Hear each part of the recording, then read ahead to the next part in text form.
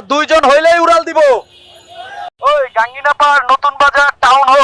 ভাই 10 টাকা দিয়ে স্ট্যান্ডিং হবে? না ভাই, অটো দিয়ে যাইন।